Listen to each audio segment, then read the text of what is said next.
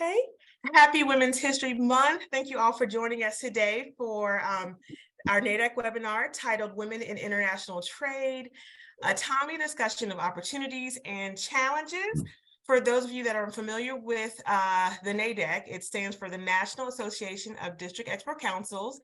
The mission of NADEC is to increase awareness and understanding of the importance of exports to the U.S. economy through education, legislative outreach, and engagement with local DECs and other stakeholders. And we support this mission through mentoring, advocating for trade policies and legislation that support exporters, by providing export training and education like today, and working to promote greater export awareness in local business communities. NADEC currently has 61 chapters across the nation and is backed by the U.S. Department of Commerce. I bring to you greetings on behalf of NADEC. My name is Shariah Johnson, and I'm the co-chair of NADEC's Education and Outreach Committee. I will be one of your moderators for today's panel discussion. Also joining me to moderate today's discussion from NADEC is my colleague and committee member, Ursula. But before I turn it over to Ursula, I will share a little bit about myself. I have worked in the trade space solely in industry and for global companies for about 20 years. As a college student, I had no knowledge of this industry, but was introduced to this wonderful world of trade when I took my first job at what was known then as Fisher Scientific. I started off in this industry as a traffic coordinator and over the years worked my way to management. And I currently work as a senior compliance manager for NCR Corporation. NCR is headquartered in Atlanta, Georgia, and is the world's enterprise technology leader for restaurants, retailers, and for banks. I'm also a member of my local DEC, the Georgia DEC, where I serve as co-chair of the Marketing and Communications Committee. I serve as a committee co-chair of the Black Professionals Forum, which is a business resource group at NCR. I am the Healthcare Committee Chair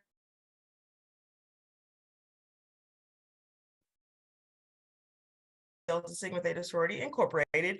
And on top of all of that, I am a mom. So enough about me and my introduction. I'm now going to pass it on to my colleague, Ursula, who's going to introduce our panelists. Well, welcome everybody. My name is Ursula Wojciechowska. My journey began slightly differently from Shariah's. I actually started with British Airways, both as a flight attendant and went into senior management. I moved on to the House of Commons and then on to the British Consulate in Boston, and then on to the British American Business Council of New England and the Coalition of New England Companies for Trade. I'm also a member of a number of trade associations who've always been helpful in my trade journey, such as the Global Business Alliance of New England, NADEC, and Women on World Trade New England. Our panelists today have all been involved in international trade for a number of years. Their experiences range from dealing with supply chains issues, which are constantly in the news, as you know, to compliance issues, and think about e-commerce, to finance, banking, credit, getting credit for women-owned companies, and the corridors of Capitol Hill. It is my honor today to call upon such inspirational and successful panelists to introduce themselves, give us a bird's eye view of their careers, and to share with us one accomplishment that they're particularly proud of. Following their introductory remarks, we'll be posing a number of questions to them. Please feel free to add yours in the Q&A feature at the bottom of your screens. We'll try and get to as many of those as we can at the end of the presentations. All of our panelists have experienced the challenges and doing business internationally, and they also have seen some of the opportunities that are presented in this field. So with that, I'm going to start. Shariah, over to you for the first question.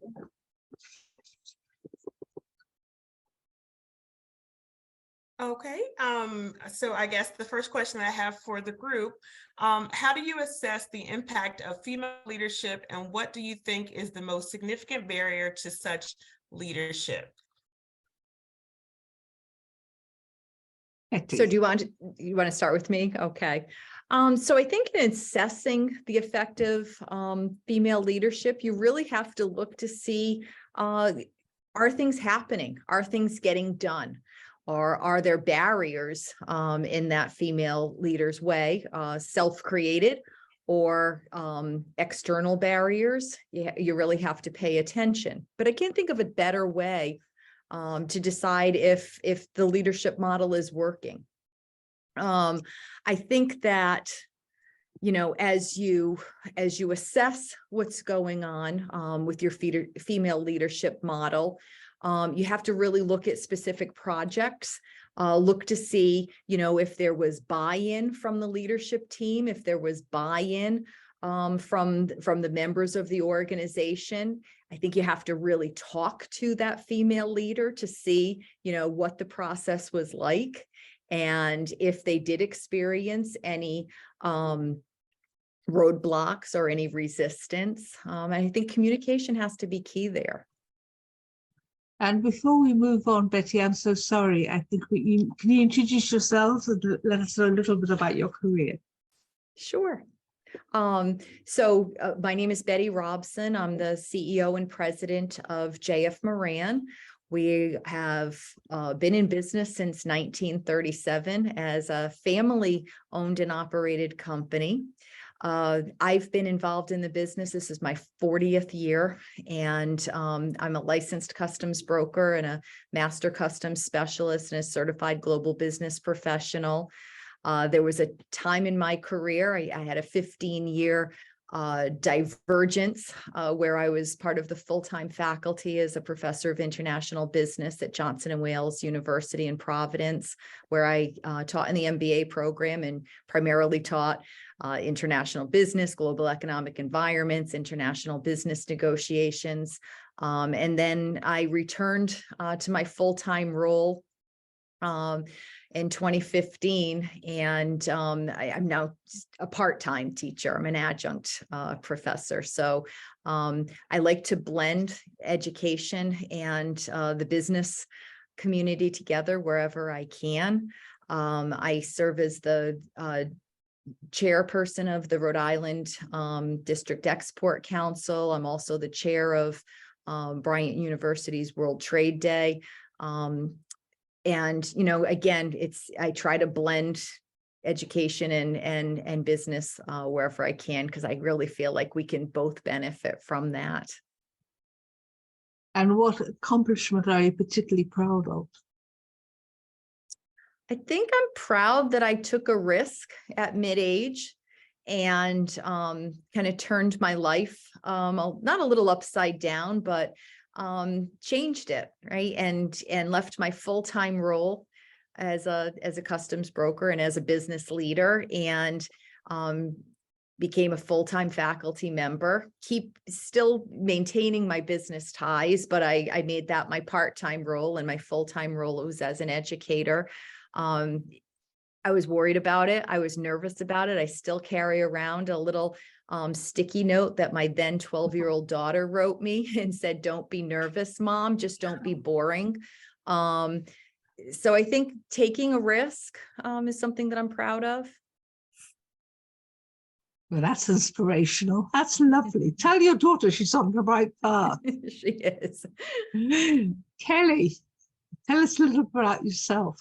Sure. Hello, everyone. I'm Kelly Raya. I am the Chief Operating Officer of Blue Tiger International. We are a business consulting company. Similar to Betty, I have been involved in the licensed customs broker for over 40 years and long career in supply chain. And what our company focuses on are helping companies mitigate risk and spend in the supply chain, and also manage dealing with all of the regulations that are involved on both the import and the export side, as well as getting involved in anything with the global security, that type of thing. So a lot of areas to cover. And when you speak about international business, one of the things I'm most proud of is that, number one, we've been in business, our own business, for 10 years now, but also that I still find a passion for being and learning new things all the time. In international business, we have to be very flexible, and I think that also speaks a lot to being women in business, right? So we never know what we're going to be coming up against as far as new regulations, if an action is going to take place 10,000 miles away that will affect trade and how we run our businesses. So there's always a lot to be looking at, a lot to be thinking about. You never get bored, and you still sleep at night, right? Correct. Correct. Tanya, can you introduce yourself? Are you muted?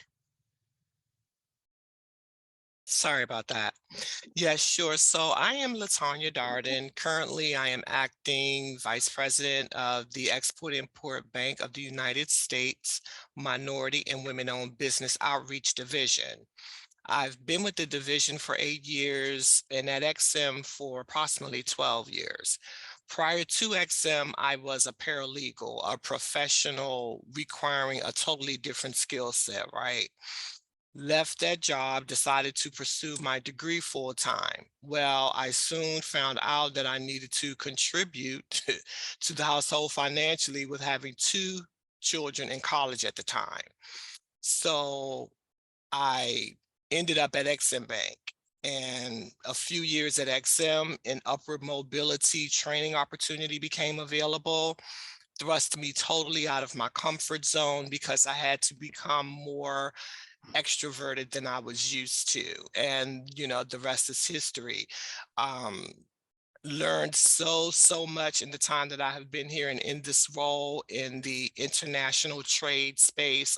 Knew nothing about XM, didn't even know it existed before I came here. So, and constantly learning every day. As you know, the world is constantly changing.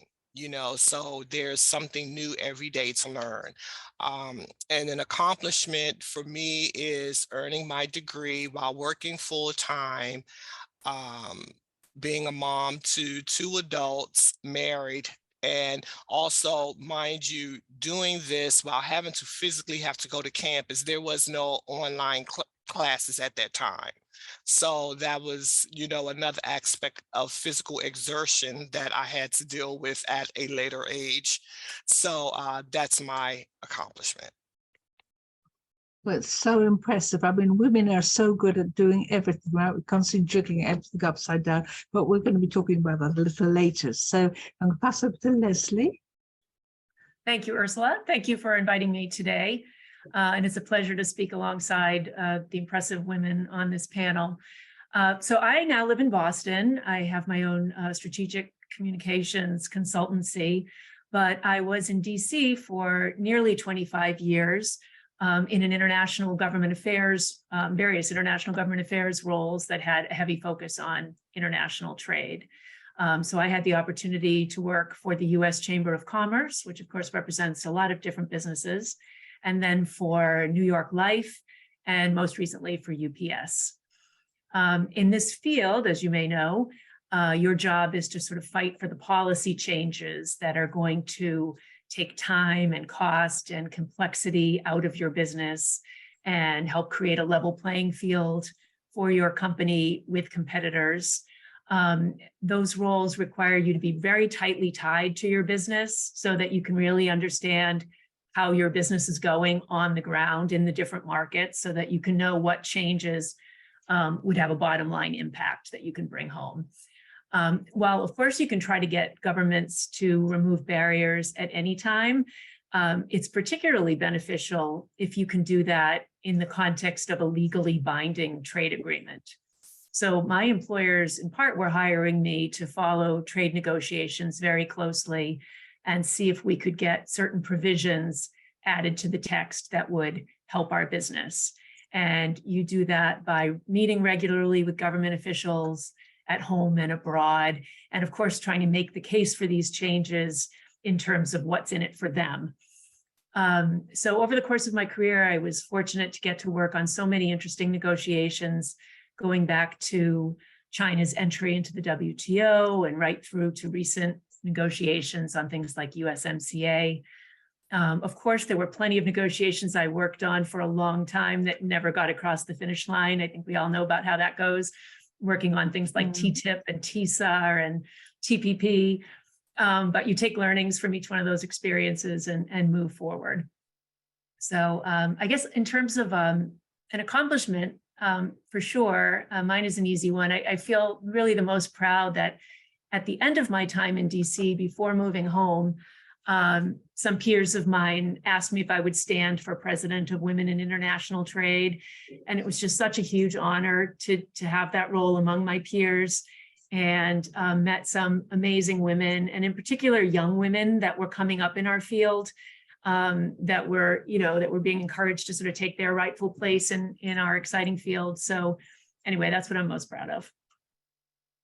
Thank you. That's awesome. So I'm going to pose the question that I know we've gotten the answer from Betty from. So we'll go to you next, Kelly. So the question, how do you assess the impact of female leadership, and what do you think is the most significant barrier to such leadership? Well, I think that to follow Betty, and Betty made some great points there. I think it also depends on the actual organization, what the goals are of a particular business or a particular industry, right? We're involved in international business, but we're all representing different sides of that. So I think that sometimes to evaluate the leadership there, what matters to the company, right? May not just be profits, it may be employee retention or whatever that may be. And I think that as women, we bring a different perspective in many ways, because we're used to innovating. I'm listening to everyone's stories, and all of us it seems that we've created or recreated ourselves maybe more than once in our careers, in our lives. And I think that that's part of what we bring as leaders as well, that we're open to innovation, and we're open to different ideas and different perspectives. I think that if we're looking at one of the challenges there, it's definitely where there are unconscious bias, I would say. Someone not really being aware that they have that. That I would say is probably one of the biggest challenges. Thank you, Kelly. So we're going to pass that same question to you, LaTanya. And you're on mute. I am so sorry. As we all know, the percentage of females in leadership lags behind our male counterparts, right? Although we have seen an increase in a few years, but not nearly enough, especially when it comes to trade. In the overall economy, the barriers for us can be eternal, limits that we place on ourselves, as Betty shared, such as perfectionism or, the need to be accepted. But they're also external. And by that, I mean a lack of awareness to leadership positions or opportunities, and the unwillingness of those who are in authority to provide those opportunities to us due to their own fears of us succeeding, which we do, and the substantial impact that we have of being in leadership positions.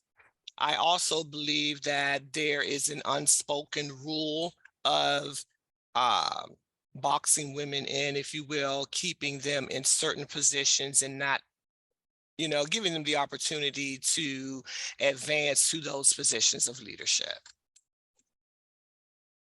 Thank you, LaTanya. And rounding out this awesome panel with the question to you, Leslie. Thanks, Shreya. So first thing I'd say about female leadership in the field that I'm in, or the area of trade I'm in, which is international government affairs, I would say that women are really thriving. I think there's some areas of our field where women are having to fight harder to make their mark, but I'm very happy to say that women are running government affairs shops all across Washington. So that's a great thing. I totally agree with what Kelly said about the different perspectives that we bring and skill sets we bring to boardrooms, to political spaces. I mean, at the highest level of our field, we have a woman U.S. trade representative, we have a female Secretary of Commerce. That's terrific. And we've come a long way in terms of recognizing the value that, diverse perspectives bring in getting to better decisions. On barriers, I think, again, I agree with Kelly that, it kind of depends on the sector. It certainly would depend on the country and the culture, what sort of barriers women face. I happen to be a single woman with no children, but in hearing some of my colleagues like LaTanya talk about kids, I certainly think childcare remains an obstacle for women in, climbing up to those top management roles that require long hours and a lot of travel. And maybe the final thing I'd say is that I think we should acknowledge that not all women want to be a CEO, right? And I think that's fine. I think one of the things about, the opportunities we all have today is the chance to make choices about the kind of lives we want to lead. But we just want to make sure that if someone, is not going to go for a leadership role, it's because that's an affirmative choice and not because there's some structural barrier in the way to that. So following that fascinating discussion, I have to say I've been busy taking notes. We all know how important it is to be aware of various cultural differences when you're doing business around the world. You probably all have seen the current Time magazine, which is actually featuring on women who have overcome immense challenges. When you look at that, could you give us some perspective and your thoughts on the importance of mentorship or sponsorship, women to women? As we know that our men are very good at this, one of the roles of a number of associations that I belong to is to mentor women. So I would love to hear what you think about that. Betty? So, as a young professional in the 80s, right? So my perspective tends to be a little bit different. So women were not good at supporting one another. We were always vying for the same positions. And it was really a game of who was going to win. And I think that what that did was it bred competition. It didn't breed networking. It didn't breed support. And what I've loved seeing develop over these decades is this feeling that women can help other people, that there isn't just one position anymore. We're not all vying for the same one, if we even want it.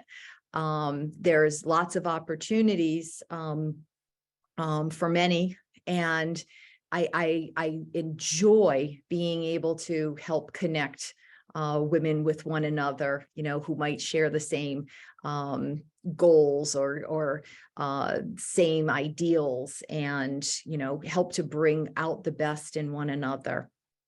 And that being said, I think that we talked about this, prior to this meeting.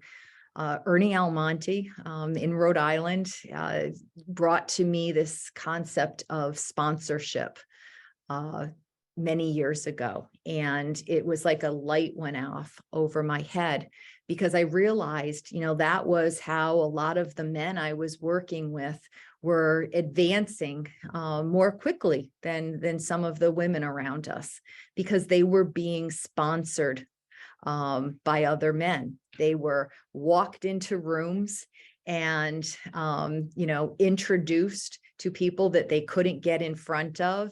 And, the sponsor would say, hey, take a chance on this person, give that person your business, because I know that they're going to do a good job for you.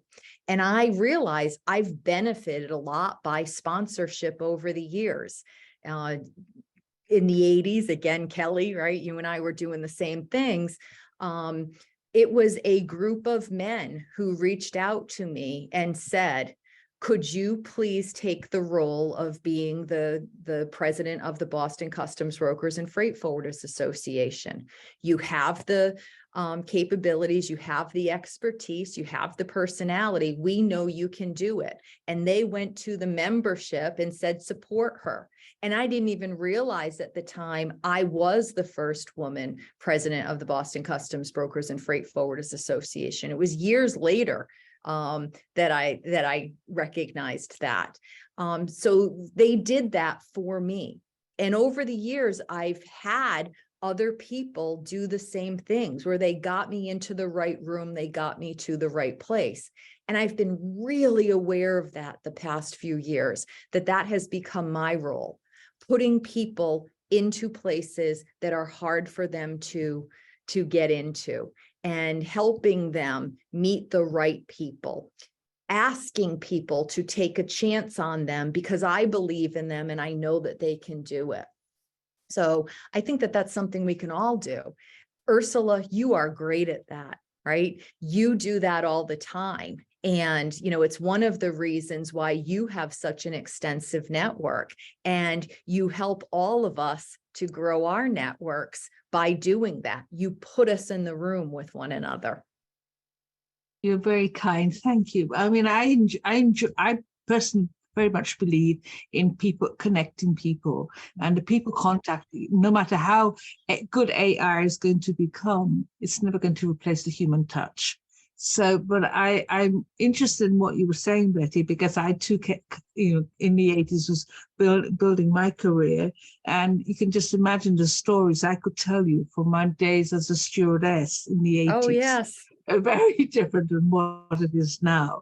So we've come a long way, but we still have a long way to go. But people do. like you and people on the call who are interested and want to get engaged, you're going to make it happen, and we are making it happen. So I'm very proud of us women, actually.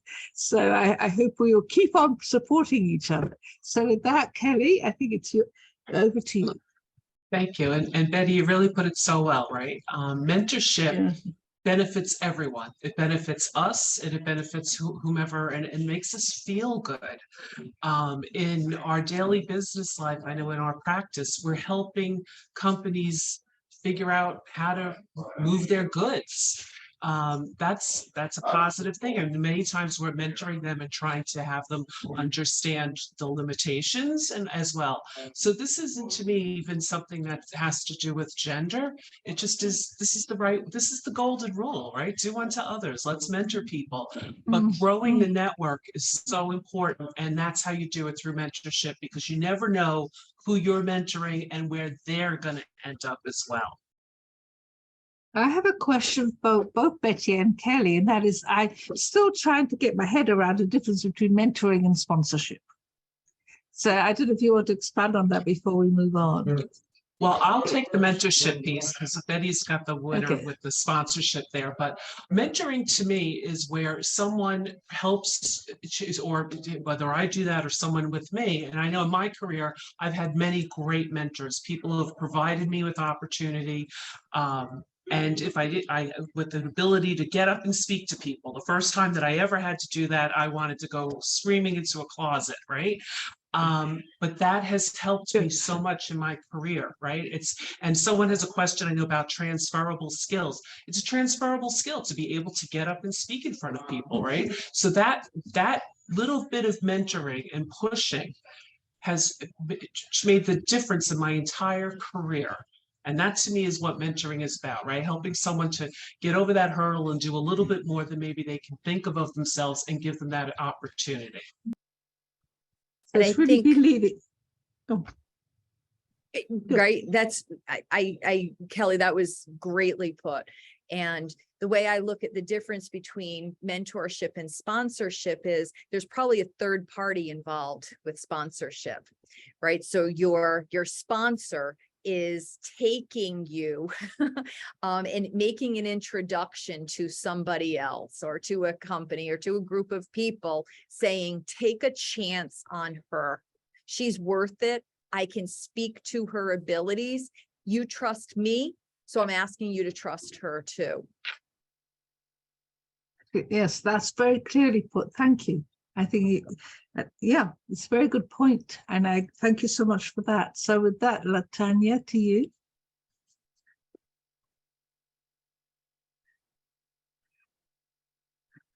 Yes, okay, so mentorship, women mentoring other women is very critical to the success of women leaders. We can relate to each other. We can advise and guide each other on what contributed to our individual successes. Women mentors are also important because they can develop their mentees quicker and give advice on work-life balance. Mentors also expand the network of those who they are mentoring, which is key and has been repeatedly said already. in some cases, it closes the generation gap, which is a win for both the mentor and the mentee. You are both learning from each other. Mentors often challenge mentees to come out of their comfort zone and try new activities, which is a great opportunity and a win-win for both. So that's my take on mentorship. I think we wouldn't be able to move forward. We would not have been able to make the strides that we have without it. And hopefully it will be more commonplace. I know in the federal government now, there are mentorship programs in just about every agency within the federal government. So I do see it becoming more commonplace and being more accepted. Thank you. Good points. Leslie? Yeah, so I certainly agree with the observations that all of my colleagues have made. Maybe I'll just add a couple thoughts. Is there are often formal mentorship programs, within companies, and I think they certainly have value. But in my own experience, the best mentorships have developed more organically, looking toward people that I admire, that I want to learn from, or where there was an aspect of their career I just wanted to understand better. So I think it's helpful to do your homework and kind of go to mentors with specific questions and sort of take the lead in what you want to learn. That's worked well for me. I would also say, and I think this picks up a little bit on what Betty said, because I think her example from the 80s with the customs group was a man putting her forward for that opportunity. And I think just that's really important to say that while there's very much a role for women to support women, and we absolutely should, it's also true that there are plenty of men out there that are championing women. And some people, my old boss used to call this he for she. And I've had a number of experiences in my career where, it was a man who put me forward for a committee chair role or for another, high visibility opportunity. And so I think these conversations among women need to happen, but it's a broader conversation that we have to have about, all of us sort of trying to promote women to the positions that they deserve. Thank you for that insight. We've had a number of questions in the chat, so I'm going to ask Soraya just if you could pick up one or two of them. I can't actually. Where's Soraya? We've lost Soraya, actually. She's not here. So with that, I'm going to move on to the next one. So these are specific questions. Right. The first one is going to be, Soraya is back again. Soraya, are you with us? No, I think we've lost her for the time being. Okay. I'm going to ask a question of Betty, if I may. Betty, you are and have been very successful in an industry that's very heavily dominated by men. What do you do? What have you done? What can you do? What can be done to succeed in a male-dominated industry? All right. So, I don't have the secret formula to success, but what I think you can do is you can arm yourself with credentials, right? So you can start there. So you make sure that you are the most credentialed person in the room. And that way, no one can challenge you in that regard, right? So if there's a license to be gotten or a certification, if it's possible to finish up degrees or an advanced degrees, I think that credentials can really bring a lot of battle armor to the to the journey that you're faced with. And I think it also helps you to feel stronger about your position as well, because if you're not in your head second guessing, hey, do I belong here, right? That imposter syndrome. If you can go to, hey, this is the list of of why I should be here, it's empowering. I'd like to add to that, if you don't mind, Ursula, that in addition to being credentialed is being prepared, right? Because maybe you're in the process of getting the credentials, be prepared, kind of do your research before going into that meeting, so that if you're not the most credentialed, you're on your way to being credentialed, at least you're the most knowledgeable, or you could say, I know these regulations, I know what this policy is, I know what this is, and so that you become someone that everyone else is looking to for answers. And that, again, is, as Betty mentioned, very empowering. In my experience, and I would love you all to chip in on that, is that we women try to be better than men. So we are overcompensating some of the time because we're trying to prove ourselves so hard. And I think part of, I guess, what I see changing now is that men are beginning to treat us as equals, as opposed to what you both said, that we have to be better than them in order to be able to do half of what they do anyway without trying as hard as we do. So I don't know, does anybody else want to chip in on that one? Do you see any changes as things moved since the 80s and 90s? From my perspective, yes. But it's still the same. I think that this is true for men and women. I give my son the same advice that I give to my daughter, right? You arm yourself with information. And as Kelly said, you be prepared for every meeting. You be the first one in, the last one out. And, you make sure that you are taken seriously, because you're taking it seriously. And sometimes very exhausting. We had a little bit of a connection problem, so I've just connected with Shariah. So Shariah, I hope you haven't missed any of what we're talking about. What I would suggest is we have a number of very interesting questions in the chat. Would you like to take one or two of them now before we move on to the specific questions for our panelists? Yeah, sure. There was a good one in there. And I guess the question is, do you have any recommendations on how to work with a senior female leader who sees you as a threat? It says, I have tried conveying that I have no interest in their job, but they continue with passive aggressive comments to try to defeat my confidence in my expertise. And I think that goes back to kind of what you were saying earlier, Betty, about, I guess, in the 80s, the competitive nature. But I guess any advice for the person that put that question in the Q&A about how do you deal with females that don't want to see you uplifted, right? Anyone else want to take this? I'm not sure that I've got a great I agree with you, Betty. I don't have a great response to it, but my response would be, if my daughter were to come to me and ask and present this issue, I would say, you keep doing your own thing. Yeah. Be confident in what you're doing. Try not to let them bother you. And if the opportunity exists or comes up that you can actually try to address it, then I would try to do that. But I would just keep my head focused on what I'm doing and try to ignore it. And I know that's different. I know it's easy for me to say it because I'm not experiencing that. And women can be catty and women can be, difficult sometimes. So maybe someone else. Maybe let's do that one to Leslie. Yeah, Leslie. Gosh, it is a tough one. And I'm glad, at least in my experience, that has definitely been the exception to the rule. I think that's sort of like the stereotype that we kind of all work together and that we're, like the cat fight kind of thing. And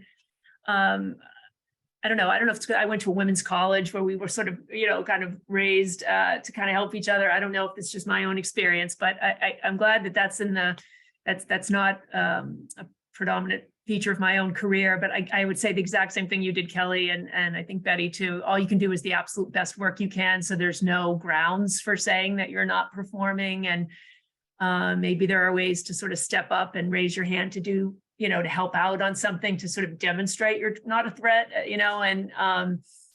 but yeah, it's an unfortunate situation. And really all you can do is do the best you can with your job.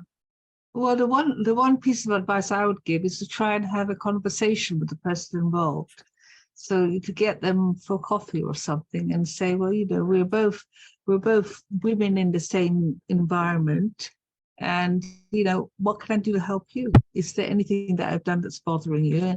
And see if that will get somewhere. Sometimes I find that talking things through makes wonders, because people make assumptions without really understanding where the other person is coming from. I'm not going to say that will solve the situation, but I would certainly give it a try.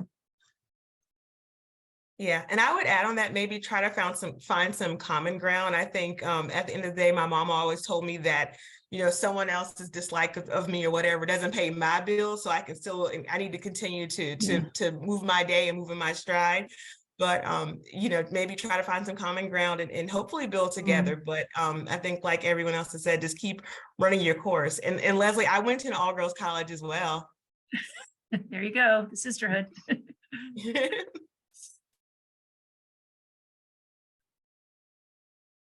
Tanya, do you want to chip into this conversation? Yes, all of the comments have been, you know, spot on. I mean, I really don't have much to add, but I would just stress to keep doing what you're doing to move forward, and don't let it, you know, kill your confidence, if you will. You know, just keep improving yourself. And I like your suggestion too, Ursula, you know, talking to the person. You know, a lot of times we do have assumptions without actually having the discussion or conversation with the person. So all of the comments or suggestions were great. Oh, our questions are increasing. Shariah, let's take one more before we move on to Yeah, I see that. Okay, so let's take this one. My question is, if all you feel that way at your position, I like to help people and like to teach. I was okay, I think this is a comment more than a question. Let me move on to a question. What recommendations do you have for women in the international negotiations process? Did you have any advantages or roadblocks as a woman? What I would say is, this happens to not be an area that I am strong in. And I view negotiation as a skill set. Some people are really good at it intuitively, and some people are not. If you're not comfortable at it, this is where I would get credentialed, as Betty was speaking about, right? Take a class in it, learn from it, and then go practice it in negotiating furniture purchase or something like that. the one comment. Sorry, Leslie. I was just going to comment that the one thing that I always find is to look at it from the other person's point of view. If you want something, make the way I look at it, say what's in it for me, but what's in it for him. If I can figure, or her, if I can figure out what they want, if I can give them a quarter of they want, then we can negotiate that to a half, and hopefully we'll settle on 60%.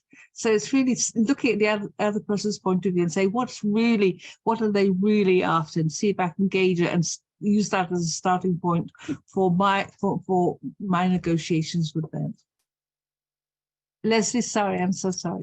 No, I was exactly on your wavelength, Ursula. I was going to say something very similar. I mean, I wasn't in negotiations per se, but lobbying is persuading, and you're trying to get to target outcomes. And the more you know about the person on the other side of the table, and like what that government has promised to its citizens, or what their commitments are in their annual plan or what have you, and the more then you can shape what you're asking for into sort of what they're trying to achieve, and make that case, the more successful you'll be.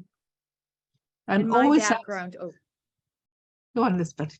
No, I was going to say, in my background's in interest-based negotiations. And so, you know, I'm always trying to direct a negotiation in that way, right? So I want to know what the other person's ultimate interests are, right? And I will share my own. And that's the way you're going to get the best resolution you can, because sometimes, you know, you're arguing about freight rates, you know, in an international transaction, or discussing them. But what's really more important to them is timeliness. And if the parties haven't put their interest in the negotiation forward, you can definitely just be, you know, negotiating for no reason at all, right? And if you can figure out what you each need from the very beginning, Ursula, right? That's what you said. I mean, that's going to lead to the best outcome. Yeah. And I was just going to chip in to say that it always, be prepared for you ask very high, knowing very well you're going to settle little lower. So don't be afraid to ask for too much, knowing you're not going to get it. Aim high, right, Ursula? Okay, so now Right. we'll shift to some specific questions, and we're going to start with you, LaTanya, in the banking space, right? So can you talk about potential challenges for women securing financial banking? Okay, in my experience on the XM side, that is a lack of awareness about the financing that is available to women. That is what I find most in our outreach activities. This goes back to my previous statement earlier where I talked about expanding your network. To tap into XM financing, a women-owned business may not meet our criteria. However, another woman-owned business may be able to share a lender source that she can utilize, or alternative financing such as community development finance institutions known as CDFIs, alternative lenders, just making those introductions. Again, I think it comes down to awareness. And also too, I like to share that the women that we come in contact with, they may not be quite ready for XM, and I always encourage them to consider partnering with a business that may be currently exporting. They may have more experience in a sector or with the product that's being exported, or their financials may be stronger. That's always an answer to that specific challenge as well. I have a question for you. Can you expand a little bit about partnering in the financial side? What did you mean by that? Okay, say if there is a buyer has been located in a country and there are two businesses, right? One is new to export, one has been exporting for a while. They may consider partnering. And a lot of times businesses can meet each other through events such as this, through their small business development centers, taking classes. I strongly encourage businesses to keep educating yourself about trade. That's where you meet other businesses who are also in the space.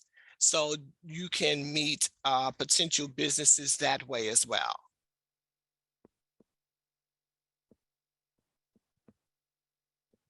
And one last question on that topic, and that is in many countries, the exporter is required to partner with have a local partner. Okay. How does that apply? How does that affect their capability to apply to a loan to your bank? It's because sometimes you can't be sure of what that partner, the credibility of the partner that you have in another country. Okay, yes. So that is where the Department of Commerce or the International Trade Administration comes into play. They actually identify buyers abroad for U.S. businesses to collaborate with on their transaction. That is their function. That is their job. There is no cost for that. They often, commercial services officers are all over the world. They have boots on the ground. They know the business landscape in a particular country. They know who they should and should not do business with. So those services should be leveraged as well. And they are of no charge to U.S. businesses. Thank you. That's a very good point. I'm glad you brought that out. Right. Oh, it's my turn. Okay. This one is for Leslie. Leslie, you know everybody in town, and you came here and you immediately, within 2 weeks, you were involved in every organization.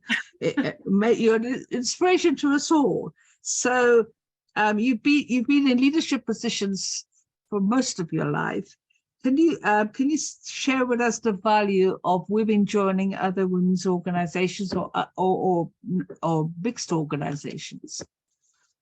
Well, first of all, that was an overstatement, but thank you, Ursula. And one of the organizations that where I've had a leadership role is with you, and I'm so grateful for our partnership. So when I moved home to Boston, there was not a women in trade organization, but I kept hearing from different people, including Betty, that there had been. And I'll just tell the short version of the story is that in the period leading right up to the pandemic, we started to get a core group together to who were interested in trying to revive this group that had started back in the 80s. And it's been just a real treat to serve as a co-founder with Ursula and bringing this group to life. And with the support, financial and sort of intellectual of Betty, and her company has been a founding partner of ours. So I think your question is sort of the power of these organizations. And I think there are so many ways that these types of organizations can benefit you out there if you aren't part of one. And in fact, when you see the slides after this program, I think we're going to be sending you some resources. And I have included the Organization of Women in International Trade, which is sort of the umbrella group of all the different chapters around the United States and around the world. I think one thing that's important is sort of the network. As you can see on this panel, our field is so broad so that when you join a group, a Women in Trade group, you are getting this rich network of, business owners like we have here, government officials, journalists who write about trade, customs brokers, and so forth. So you end up in being part of these groups, just having a great network that can help you, like LaTanya just said, just really learn the ins and outs of your field through trade talks and, and other programming. So that's one. Second, I would say, and this is particularly for the young folks coming up in the field, these groups are largely volunteer run. So in getting involved, there are opportunities to help design programs, to think about who the best speakers are, to market those programs, to find sponsors, to work with volunteers and setting them up. So I think that's an important way that you can sort of step up to lead in an organization that's important for our field. And then maybe the final thing I'd say is happening right now as we sit here, and that is just sort of giving profile to women.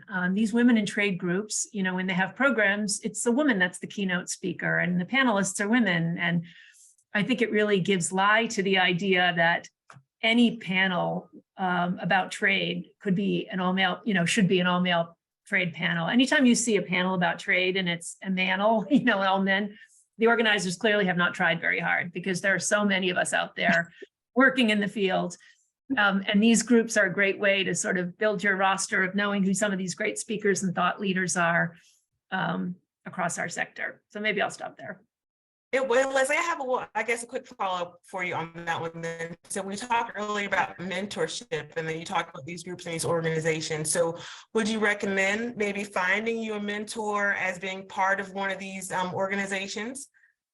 Absolutely. I think that's a great source. I mean, to meet people from across your field. You may love trade, but maybe you're not sure if you're in the right aspect of trade. Maybe you really enjoy researching trade. You may be a think tank role, looking at sort of economic implications of trade agreements, or maybe you'd be happier in a fast-paced role on Capitol Hill working for a trade committee. And yeah, if there are things you're thinking about that you want to explore, groups like this that have representatives of all the different aspects of our field, great way to find mentors, among others, of course, in your own organizations and elsewhere. But yes, I'd say yes to your question.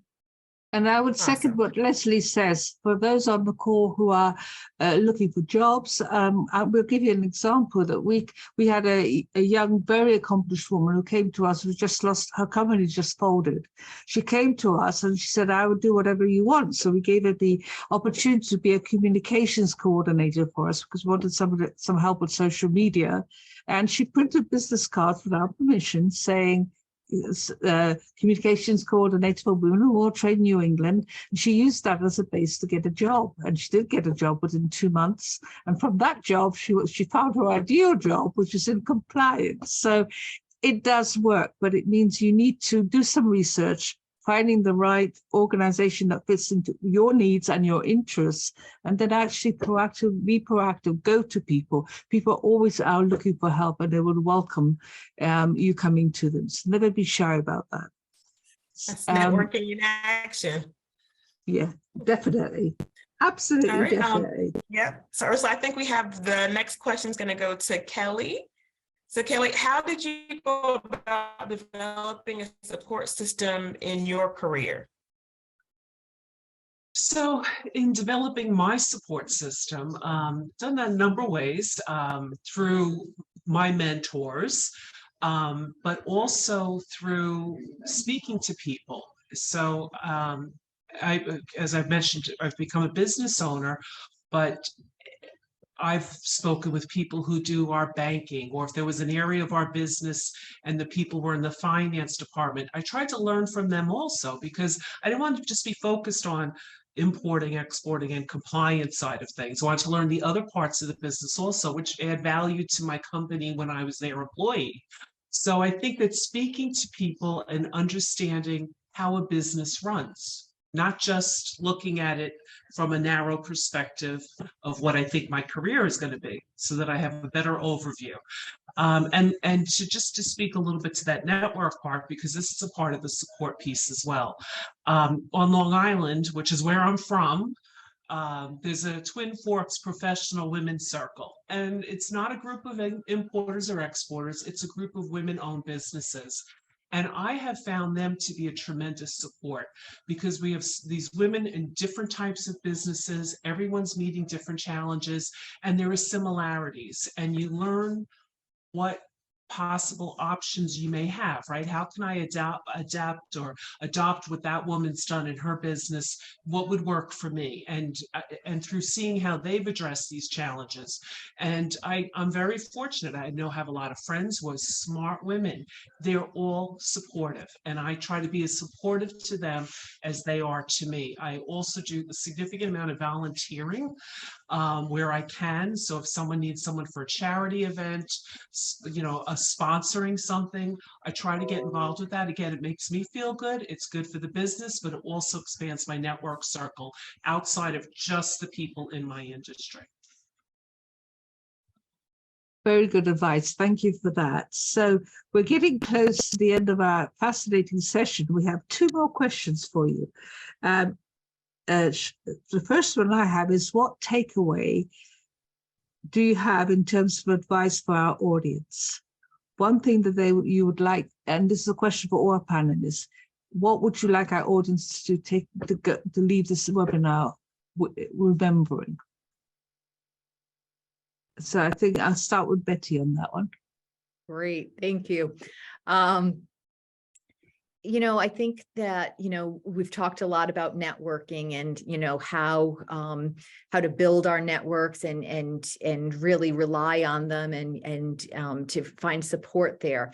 The challenge is knowing what to take on and what not to take on in terms of opportunities and roles and volunteering. And I keep looking at it the way I looked at my lesson plans, and right. So you have some goals and outcomes that you want to achieve. And I think we have to look at that personally and professionally too. And then you have to start looking at what committees you're on, what groups you're in, where you're volunteering, where you're spending your time. And you need to see how it maps to your goals and those projected outcomes. And sometimes you have to lose some of that in order to be able to carry on in the way that you want to carry on, because, we're all, pulled in all different directions, and we want to be at the top of our game professionally. And I would venture to say personally as well, right? We want to be there for the people that we care about. And we have to be really careful to not stretch ourselves too thin. Agree. Haley. Okay, and I'll take Betty. You and I should be like I hand in hand all know. the time. So I think that, to your point, exactly, and that if you start off in a direction, be flexible. It's okay to reset. It's okay to change paths. And again, going back to how many of us have created and recreated ourselves, that's part of it. And in that flexibility, you have to be forgiving to yourself as well. It's okay that I didn't end up in that path, because I learned along the way. And it's okay for me to make a shift change and find something else and do a reset.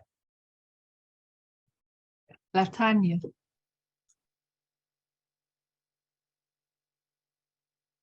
Yes, so my takeaways are to continue to educate yourself on all aspects of trade.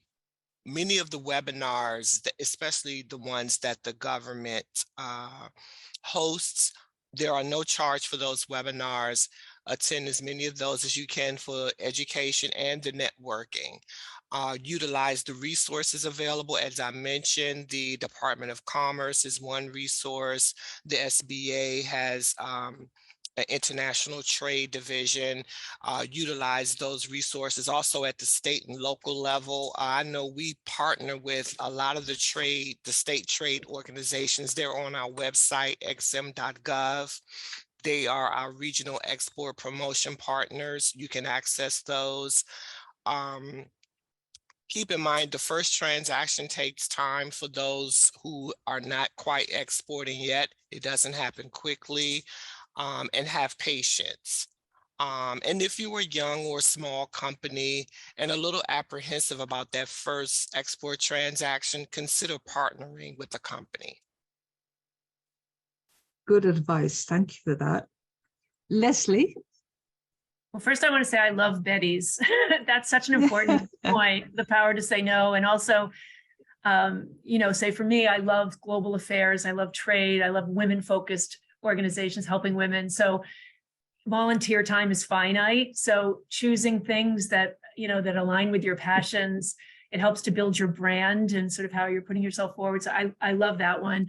Maybe I will add one other idea that has come to me, which is that making yourself uncomfortable sometimes, saying yes to something that's a little bit outside your wheelhouse. I had the chance when I was at New York Life, I got offered a rotational assignment up in New York, and it was more on the business side.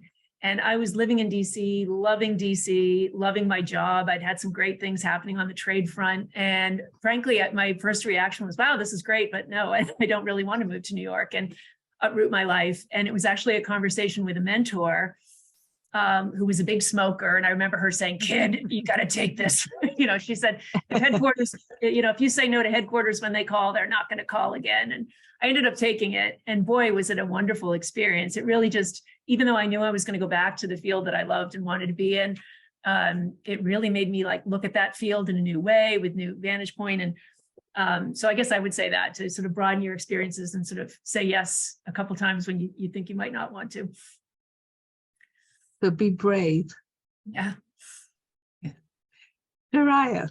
I think that's awesome. So I'm gonna I guess up with one last question to all you ladies, as you are leading in your prospective companies and your organizations, as you're doing your daily work. How do you balance it all? How do you balance your work life every day, and even with the pandemic, right? I think maybe we work longer hours, I think now when I'm working at home, but how do you balance everything for your own self personally? And I guess we'll start with Betty on that one. So my children are adults, right? But I still want to be involved in the fun things of their life. And my husband and I work together. So it's hard to find balance sometimes. But, I do try to stay true to my advice, and I try to weed out, opportunities that I want to say yes to maybe but they don't fit well in who I want to be and where I want to be. And I surround myself with an unbelievable team, right? I have in my mind the world's greatest team of employees, and they help in that manner because a lot of them want to take on additional responsibilities and they're excited about it, and it gives me the opportunity to help them in that way, and lessen my load is at the same time. And I'm learning not to be too proud. And I know where I am, what my stage of life is. My role now is to get this team where they need to be, and not keep everything for myself. And I think that's how I'm doing it right now. Wasn't always like that. I still feel like I'm juggling some days way too much stuff, and then the next day I'm the opposite and just let it all go. So flexibility, and just sometimes you have to just go with the flow and roll with the punches. That's how I juggle. All right, LaTanya. For me, it's being intentional of the hard stop, because I can go on and on 11, 12 o'clock at night, still on the computer. I have to be intentional about, just putting it down, and just keeping in mind what really matters and what comes first, right? We all love what we do, but at the end of the day, it's your family and loved ones that are going to be there in the end. So just keeping that in mind and the hard stop for me. All right, and Leslie? For me, so after 25 years in DC, in the summer of 2018, I decided to move home to Boston. And I'm lucky, as single, no kids, and somebody that had corporate jobs where I could save money and stuff. It was less risky for me than it would have been for others to make such a major life change, but it really was a vote for myself that I had been down away from family for so long. My mother was getting up there in age. I wasn't watching my niece and nephew grow up. And so I made a decision to move back home to get out of the corporate grind and start working for myself, which allows me to work on the issues I like, but the way I like to work on them. So that was definitely my sort of self-care decision. And I think a lot of people made some of those choices during the pandemic as we all sort of thought about maybe our mortality or the lives we want to live at that uncertain time. And I was lucky. I happened to have made that choice a couple of years earlier, and was certainly glad that I had all my family around when that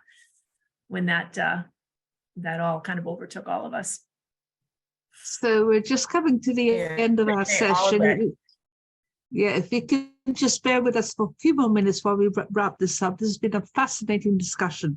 Now, huge thanks to our panelists. You've all shared such amazing insights for us, and there's been so much similarity. So we're on the same wavelength. We are sharing similar challenges, and we're also finding similar solutions. So, I have a page load of notes that I'm going to be using. We're going to leave you with some suggestions for websites for you to explore, and there'll be other websites added from LaTanya, and we're going to send everything around to you after this webinar.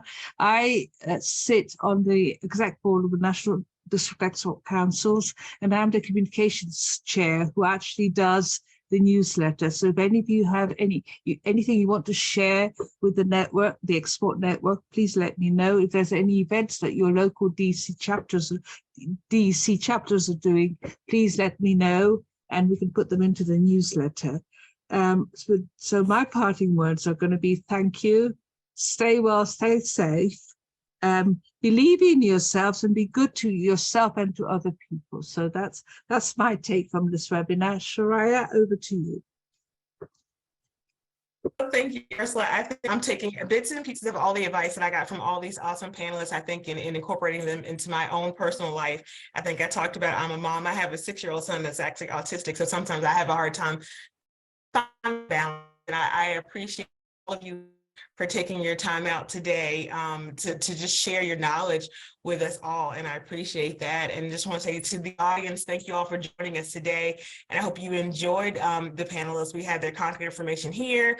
And just to say, keep an eye out on the NATEX website for upcoming webinars and events. On April 19th, we do have a webinar titled Grassroots Advocacy, Gaining Access to Members of Congress. And then in addition to that, we'll have our annual conference in May. It's May the 9th through the 10th, and that's going to be in Washington, D.C. So again, visit our website, register for our webinars. Hopefully we can see you all in person if you'd like to attend our conference. And thank you again for joining us, and I hope you enjoy the rest of your day.